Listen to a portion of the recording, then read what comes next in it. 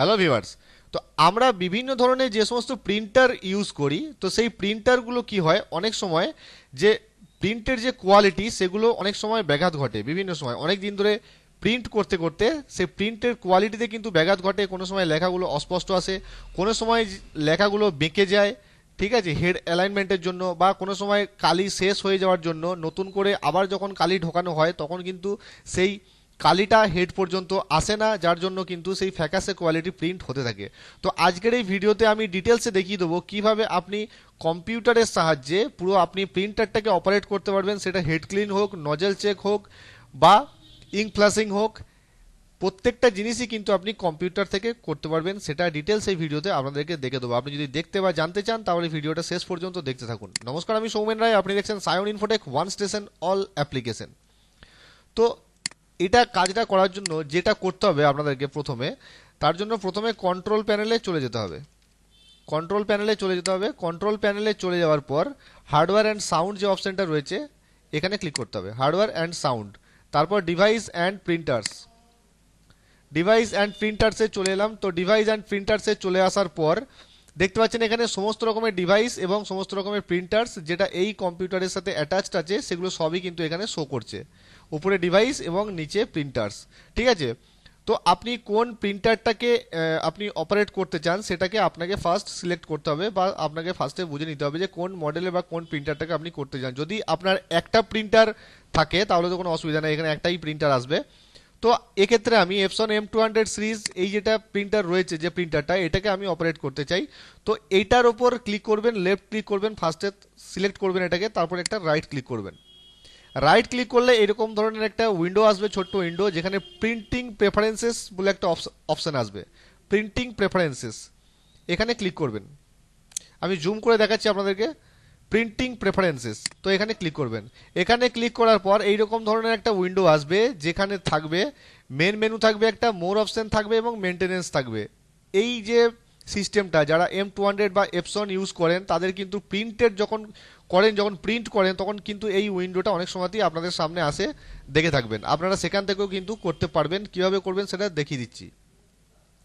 এরপর আপনি চলে যাবেন সোজা মেনটেনেন্স যে অপশনটা রয়েছে মেনটেনেন্সে ক্লিক করবেন। মেনটেনেন্সে ক্লিক করলেই এই ধরনের কিছু অপশন আপনার সামনে খুলে যাবে। দেখতে পাচ্ছেন উপরে nozzle check, head cleaning, print head alignment, power ink flushing, এবং ডান দিকে অনেকগুলো অপশন রয়েছে। তো আমাদের যে মেন যে কাজগুলো সেগুলো এই চারটে অপশনের মধ্যে দিয়ে হবে।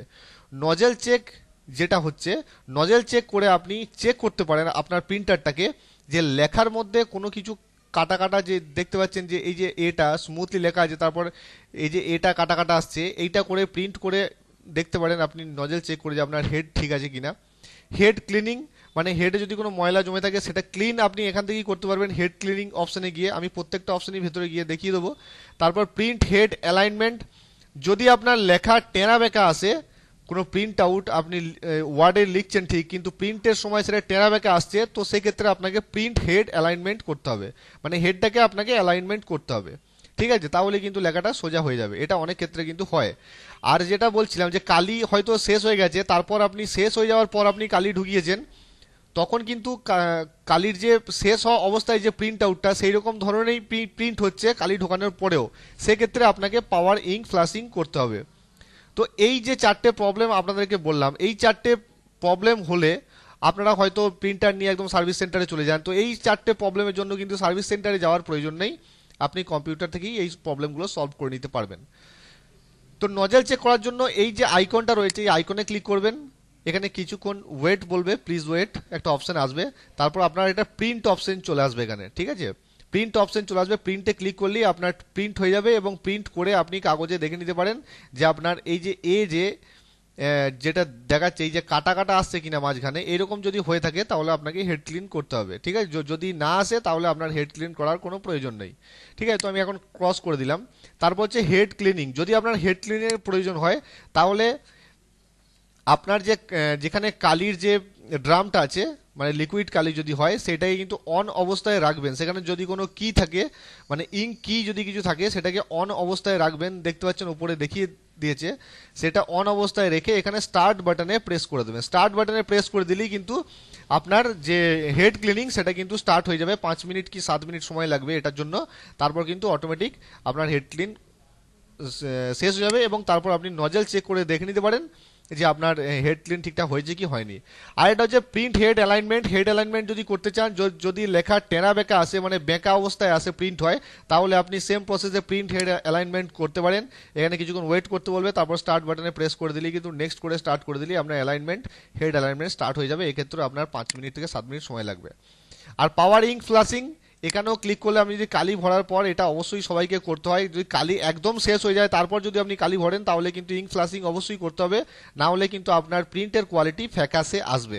এখানে নেক্সট বাটনে ক্লিক করে দিলেই আপনার কিন্তু ফ্লাশিং, ইঙ্ক ফ্লাশিং স্টার্ট হয়ে যাবে। এটা 5 থেকে 10 মিনিট সময় লাগে ইঙ্ক ফ্লাশিংটা কমপ্লিট হতে। তো এইভাবে আপনারা এই 4টে প্রবলেমে, এটা 5 থেকে 10 মিনিট সময় লাগে ইঙ্ক ফ্লাশিংটা কমপ্লিট হতে। তো এইভাবে আপনারা এই 4টে প্রবলেম, ছোট ছোট প্রবলেম, যেটা আপনারা ঘরে বসেই কম্পিউটার থেকে মিটিয়ে নিতে পারবেন, যে যার জন্য প্রিন্টার নিয়ে সার্ভিস সেন্টারে যাওয়ার কোনো প্রয়োজন নেই। আশা করি ভিডিওটা কাজের মনে হয়েছে। যদি ভিডিওটা ভালো লেগে থাকে, কাজের মনে হয়ে থাকে, তাহলে একটা লাইক করতে ভুলবেন না। আর আপনি যদি আমার চ্যানেলে নতুন বা প্রথম হয়ে থাকেন, এই ধরনের ভিডিও পরবর্তীকালে পাওয়ার জন্য চ্যানেলটি সাবস্ক্রাইব করে দেবেন।